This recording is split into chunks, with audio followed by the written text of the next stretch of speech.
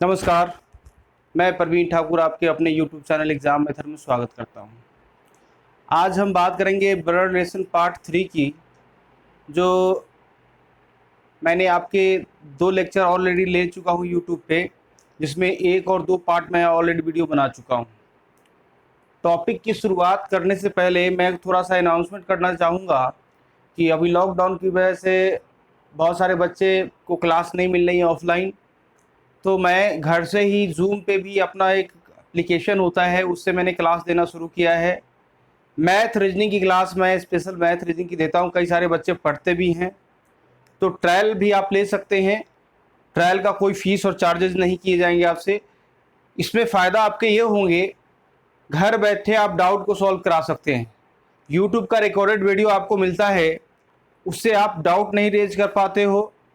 किसी particular question में आपको दिक्कत होता है तो आपको कन्फ्यूजन बनी रहती है।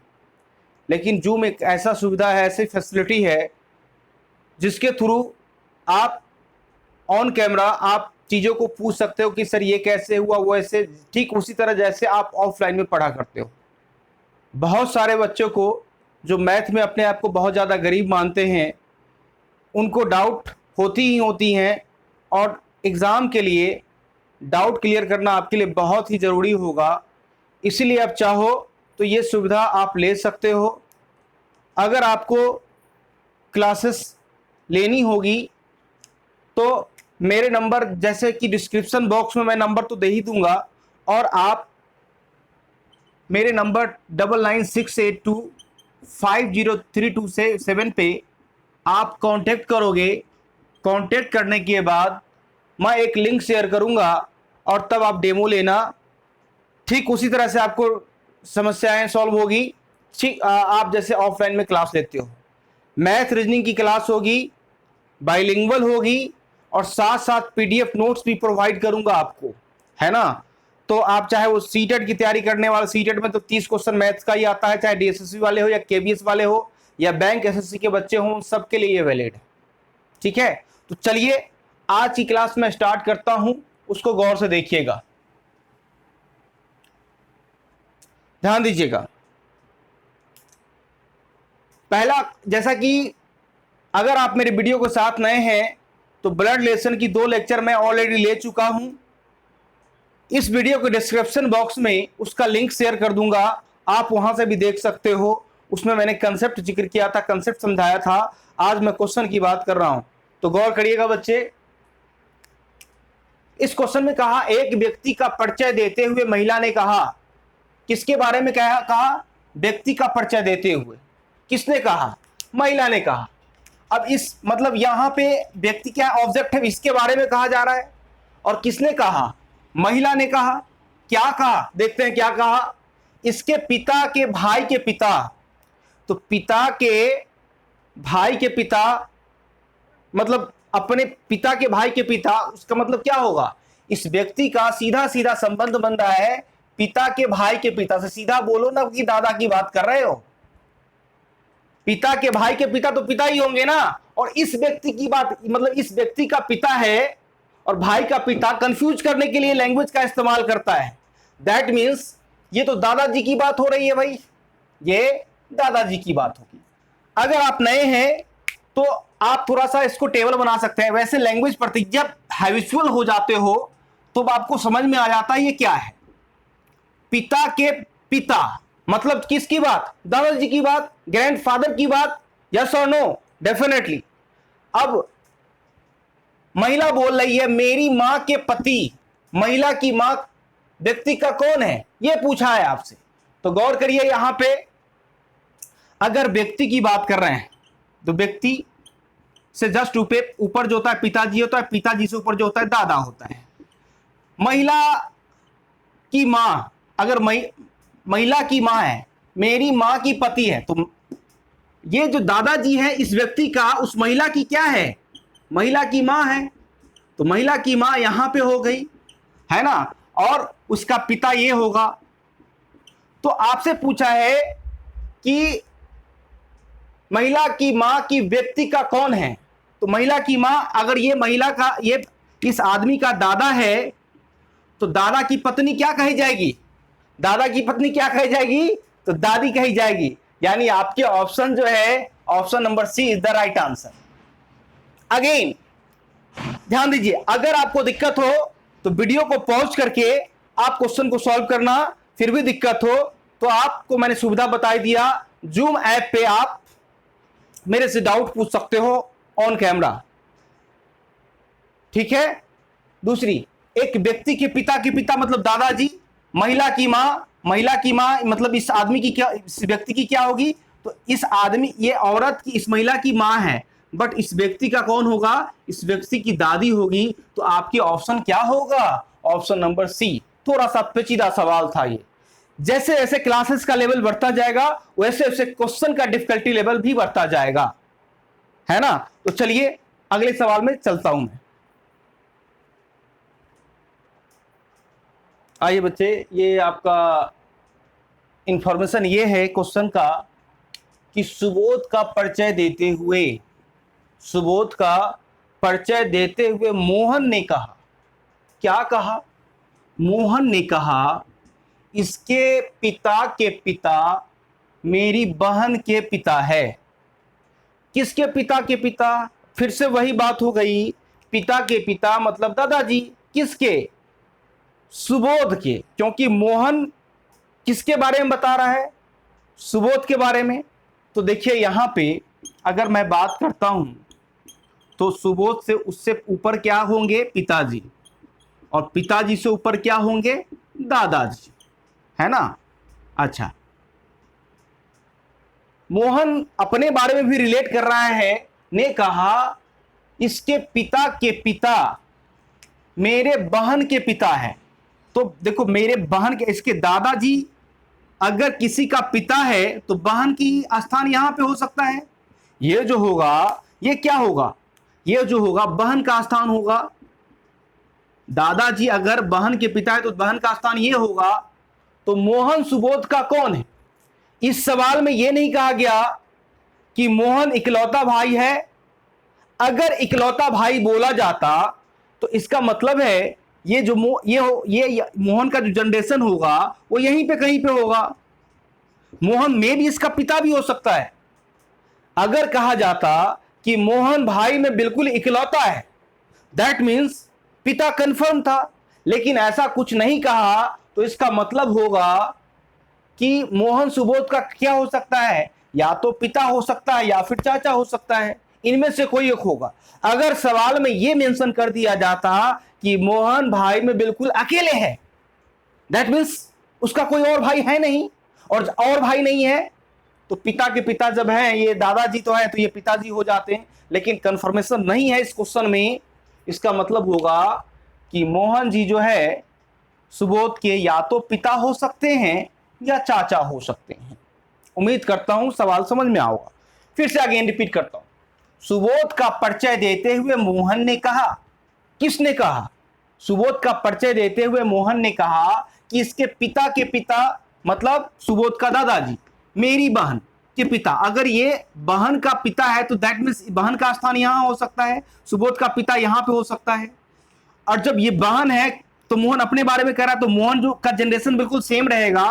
तो ये मोहन यहां पे हो सकता है। दैट मीन्स इसका मतलब होगा मोहन के बारे में इकलौता भाई नहीं कहा गया कि वो इकलौता भाई। दैट मीन्स या तो ये पिता हो सकते हैं या फिर चाचा हो सकते हैं। तो इसके चार ऑप्शन थे। पहला ऑप्शन भाई था, दूसरा ऑप्शन पिता या चाचा था, और तीसरा ऑप्शन सी था, और मतलब कि चाचा, और फोर्थ ऑप्शन जो था आपका डी, इनमें से कोई नहीं, नन ऑफ दीज था। NOT, none of these. उम्मीद करता हूं ये सवाल आपको समझ में आ गया होगा। चलते हैं नेक्स्ट क्वेश्चन। ये बच्चे तीसरा सवाल है आज का, बड़ा इंटरेस्टिंग क्वेश्चन है। ये थोड़ा इंफॉर्मेशन ये है, ए का परिचय देते हुए बी ने सी से कहा।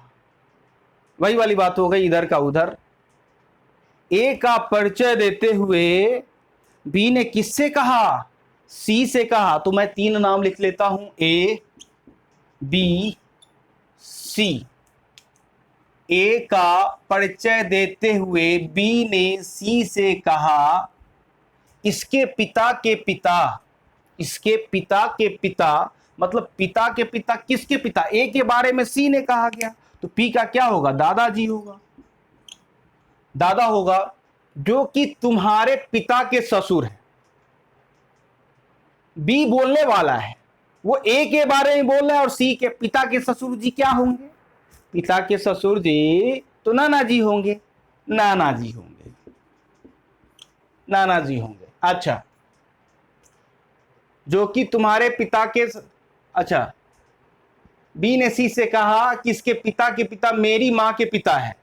अच्छा, एक और इंफॉर्मेशन जो यहां पे छूट गया था, बी अपने बारे में भी कह रहा है कि मेरी मां के पिता। देखो ये क्या कह रहा है? सी के बारे में कह रहा है कि पिता के ससुर, तो पिता के ससुर जी क्या कहेंगे? नाना। और मेरी मां के पिता क्या होंगे? वो भी नाना, वो भी नाना होंगे। मतलब जो ए का दादाजी है, जो ए का दादाजी है वो बी का नाना है इंफॉर्मेशन के अकॉर्डिंग। क्यों? क्योंकि मेरी मां के पिता, तो बी का नाना हो गया ये।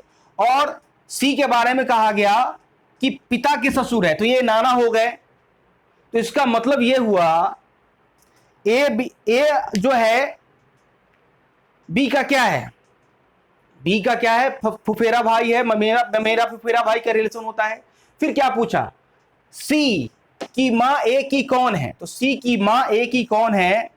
तो देखो ये इसके दादा, मतलब कि दादा नाना नाना एक ही जनरेशन की बात हो रही है। तो सी की जो मां है वो ए का कौन होगा? तो जब ये रिलेशन हो गया, सी की मां ए का कौन है, तो ये रिलेशन हो गया, तो इसकी क्या होगी? ये क्या होगी? ननद होगी।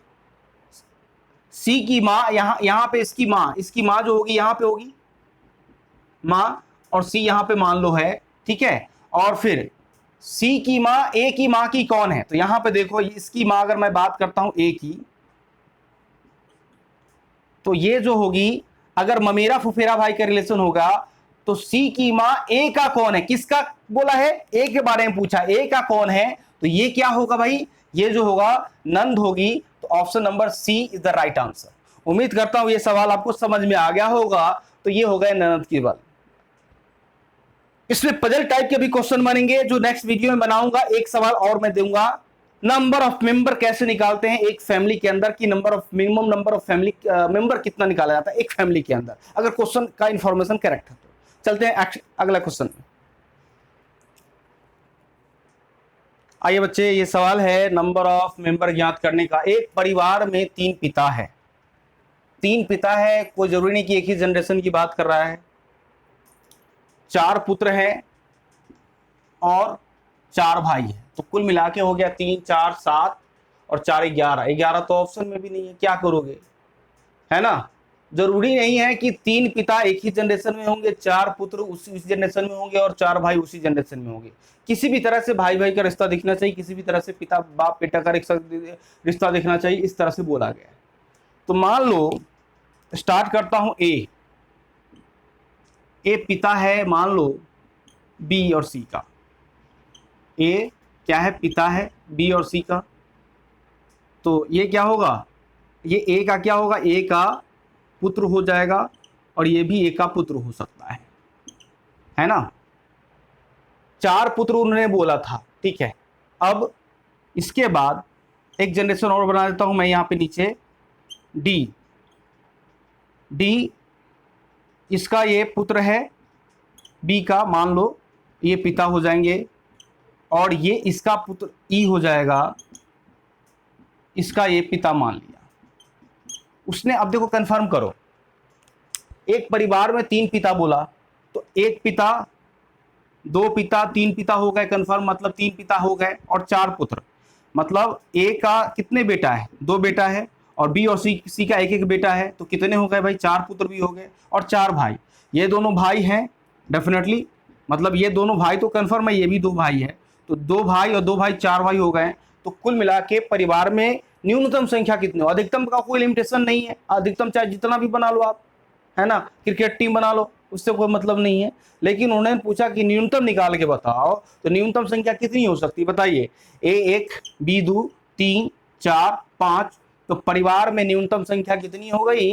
तो 5 हो गई। 5 इज द राइट आंसर। उम्मीद करता हूं ये सवाल आपको समझ में होगा। है ना। मैथ और रीजनिंग की आपके यूट्यूब पे कुछ कुछ वीडियो मिलेंगे, लेकिन आपको डाउट, सबसे बड़ा चैलेंज बच्चों के लिए ये होता है कि वो क्वेश्चन में मान लो कि आप भी अभी वीडियो देखोगे, सर जी समझ में आ गया, खुश होगा, थोड़ी देर क्षणिक सेटिस्फेक्शन मिल जाएगा कि भाई आप खुश हो गए, हो सकता है 2 4 5 सवाल भी लग जाए। लेकिन आप वाकई में प्रिपरेशन करते हैं तो तैयारी करने वक्त आपको बहुत सारी दुविधा आते हैं, क्वेश्चनों के साथ बहुत सारे संशय आते हैं, तो कैसे पूछेंगे।